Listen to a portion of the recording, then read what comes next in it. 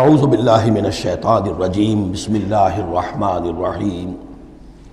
وَأُدْخِلَ الَّذِينَ آمَنُوا وَعَمِلُوا الصَّالِحَاتِ جَنَّاتٍ تَجْرِي مِن تَحْتِهَا الْأَنْهَارُ، اور داخل کیے جائیں گے وہ لوگ جو ایمان لائے اور جنہوں نے نیک عمل کیے ہوں گے باغات میں جن کے نیچے ندیاں بہتی ہوں گی، خالدین فیہا، وہ اس میں رہیں گے ہمیشہ ہمیش، بِإِذْنِ رَبِّهِمْ، اپنے رب کے حکم سے، تحیتہم فیہا سلام، ان کی گریٹنگز ہوں گی، ایک دوسرے کو دعائیں دینی ہوں گی سلام کی شکل میں۔ الم تر کیف ضرب اللہ مثلا کلمۃ طیبۃ کشجرۃ طیبۃ اصلها ثابت وفرعها فی السماء، کیا تم نے غور نہیں کیا اللہ تعالیٰ نے کیسی مثال بیان کی ہے کلمہ طیبہ کی۔ کلمہ طیبہ سے عام طور پر تو مراد یہی لا الہ الا اللہ محمد رسول اللہ، یہ کلمہ ہے، اس میں کوئی شک نہیں، افضل الذکر لا الہ الا اللہ، لیکن یہ کہ کلمہ طیب سے مراد ہر اچھی بات، پاک بات، خیر کی بات، عمدہ بات، جو بھی کلام طیب ہے، جو بھی حق کی بات ہے، جو بھی بھلائی کی دعوت ہے، اس کی مثال ہے ایک ایسے شجرہ طیبہ کی، ایک ایسے درخت کی، ایک بہت عمدہ درخت ہے، پھلدار درخت ہے، اصلها ثابت، اس کی جڑ جو ہے زمین میں جمی ہوئی ہے، وفرعها فی السماء، اور اس کی شاخیں جو ہیں، اس کی ٹہنیاں آسمانوں سے باتیں کر رہی ہیں، بلند ہیں، توتی اکلھا کل حین باذن ربھا، اور یہ درخت ہر فصل میں اپنا پھل لاتا ہے اپنے رب کے حکم سے۔ آم کا درخت ہے، فصل کا وقت ہے، آم لگے ہوئے ہیں، یا اور کسی چیز کا درخت ہے، اس کے اندر اکلھا، اس کا پھل جو ہے وہ آ رہا ہے متواتر۔ وَيَضْرِبُ اللَّهُ الْأَمْثَالَ لِلنَّاسِ، اور اللہ تعالیٰ مثالیں بیان کرتے ہیں لوگوں کے لیے، لَعَلَّهُمْ يَتَذَكَّرُونَ، تاکہ وہ اس سے نصیحت اخذ کریں کہ نیکی کا کوئی کلام ہو، نیکی کی دعوت ہو، نیکی کے لیے کوئی تحریک اٹھائی جائے، کوئی بھی کام کیا جائے، اس کی مثال اللہ کے ہاں اس طرح کی ہے جیسے ایک بہت ہی عمدہ درخت ہے، اس کی جڑ بہت گہری ہے، مضبوط ہے، اسے مسلسل جو ہے مل رہی ہے، زمین سے نمو مل رہی ہے، اسے اس کے لیے خوراک آ رہی ہے، اور وہ پھیلتا جا رہا ہے آسمان میں، اس کا سلسلہ نہ معلوم کہاں سے کہاں تک پہنچے گا۔ آپ نے خیر کی دعوت دی، کچھ لوگوں نے قبول کیا، ان کے ذریعے سے وہ بات اور کہاں تک پہنچے گی، ان سے آگے وہ اور کہاں تک پہنچے گی، جہاں تک، جیسے کہ حدیث میں آیا ہے کہ جس شخص نے کسی نیکی کا آغاز کیا، اب وہ نیکی جب تک دنیا میں باقی رہے گی اس کے حساب میں بھی اس کا جو ہے جو ثواب درج ہوتا رہے گا،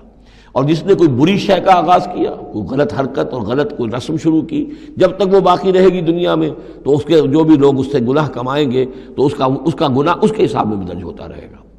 اس کے برعکس وَمَثَلُ كَلِمَةٍ خَبِيثَةٍ كَشَجَرَةٍ خَبِيثَةٍ، ایک درخت ہوتا ہے جھاڑ جھکار ٹائپ، وہ درخت نہیں ہوتا، جھاڑیاں سی ہوتی ہیں،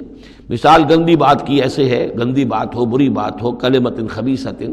کشجرۃ خبیثۃ، وہ ایک ایسے درخت کے مانند ہے اجتثت من فوق الارض، جسے زمین کے اوپر ہی سے اکھاڑ لیا جائے، جڑیں گہری نہیں ہوتی زمین کے اندر، پھیلی ہوئی تو ہے، نظر بہت آ رہی ہے، لیکن یہ کہ اس کے اندر کوئی جان نہیں ہے، کوئی ہمت نہیں ہے، ما لہا من قرار، اور اس کے لیے کوئی قرار نہیں ہے، زمین کے اوپر جیسے چاہے اکھاڑ لیجئے، کسی درخت کو اکھاڑنا جو ہے وہ آسان کام نہیں، لیکن یہ ایسے جو ہے جھاڑ جھنکاڑ، اس کو اکھاڑنا آسان ہے۔ گویا کہ اس طرح کی باتیں جو ہیں وہ پھیل تو جاتی ہیں، یہ بری باتیں بھی پھیل جاتی ہیں اور عام ہو جاتی ہیں لوگوں کے اندر، اور کبھی کبھی ایسا بھی ہوتا ہے کہ کثرت الخبیث جو ہے وہ بھانے لگتی ہے نگاہ کو، چونکہ زیادہ ہوتی ہے وہ خباثت جو ہے اس میں اس کی کثرت جو ہے وہ اس کو لوگوں کے لیے مزین کر دیتی ہے۔ دولت ہے، چاہے حرام سے کمائی گئی ہے، خبیث دولت ہے، لیکن اس دولت کی چمک دمک جو ہے وہ لوگوں کو متاثر کر رہی ہے، لیکن اس کے لیے دوام نہیں ہے، اس کی وجہ سے کوئی اطمینان اور سکون آدمی کو نہیں مل سکے گا۔ یثبت اللہ الذین آمنوا بالقول الثابت فی الحیات الدنیا، اللہ تعالیٰ مضبوط کر دیتا ہے، جما دیتا ہے اہل ایمان کو قول ثابت کے ذریعے سے دنیا کی زندگی میں۔ اللہ پر ایمان، آخرت پر ایمان، یہ یقین ہو تو دنیا کے اندر بھی وہ شخص جمع ہوا ہوگا، اس کی استقامت، اس کا صبر، اس کا حوصلہ، اس کے اندر جو بھی باہم کام کرنے کی صلاحیت ہوگی، اللہ تعالیٰ جمع دیتا ہے اہل ایمان کو بالقول ثابت، یہی قول ثابت ہے، اللہ پر، آخرت پر، رسول پر ایمان، پھر حیات دنیا و فی الآخرہ، اور پھر اسی کا ظہور آخرت میں ہوگا، اسی طرح انہیں ثبات آخرت میں جنت میں نصیب ہوگا۔ وَيُضِلُّ اللَّهُ الظَّالِمِينَ، اور ظالموں کو اللہ تعالیٰ بچلا دیتا ہے، گمراہ کر دیتا ہے، وَيَفْعَلُ اللَّهُ مَا يَشَاءُ، اور اللہ کرتا ہے جو چاہتا ہے۔ أَلَمْ تَرَ إِلَى الَّذِينَ بَدَّلُوا نِعْمَةَ اللَّهِ كُفْرًا وَأَحَلُّوا قَوْمَهُمْ دَارَ الْبَوَارِ، کیا تم نے دیکھا نہیں، غور نہیں کیا ان لوگوں کی طرف جنہوں نے اللہ کی نعمت کو بدل دیا کفر سے؟ اللہ نے انہیں ہدایت دی، اللہ نے نعمت دی، انہوں نے ہدایت ہاتھ سے دی اور ضلالت خرید لی، کفر اختیار کر لیا۔ اللہ نے رسول بھیجا، اتنا بڑا انعام کیا، اس پر اپنی کتاب نازل کی، اور یہ بدبخت اس کا کفر کر رہے ہیں، اللہ کے اس انعام سے اپنے آپ کو محروم کر رہے ہیں۔ وَأَعْلُوا قَوْمَهُمْ دَارَ الْبَوَارِ، اور انہوں نے اپنی قوم کو لا اتارا تباہی کے گھر میں۔ جیسے ہم نے پڑھا تھا کہ وہ فرعون جو ہے وہ اپنی قوم کا جلوس لے کر آئے گا اور سب سے آگے آگے وہ چلتا ہوا ہوگا اور سب کو لا کر جہنم کے گھاٹ پر آ کے اتار دے گا۔ اسی طریقے سے یہ لوگ جو ہے لیڈر لوگ وہ غلط راستوں پر چلتے ہیں اور اپنے اپنے عوام کو، اپنے متبعین کو وہ لے جا کر جو ہے وہ ہلاکت کے گھر پہ جا اتارتے ہیں۔ جہنم، وہ دار البوار، جو تباہی کا گھر کیا ہے؟ جہنم ہے۔ یصلونھا، جس میں وہ داخل ہوں گے، وبئس القرار، اور وہ بہت ہی بری جگہ ہے جائے قرار ہونے کے اعتبار سے۔ وَجَعَلُوا لِلَّهِ أَندَادًا لِيُضِلُّوا عَن سَبِيلِهِ، اور انہوں نے اللہ کے مد مقابل ٹھہرا دیے ہیں تاکہ وہ گمراہ کریں انہیں اللہ کے راستے سے۔ یعنی یہ جو ند کا لفظ ہے اندادا،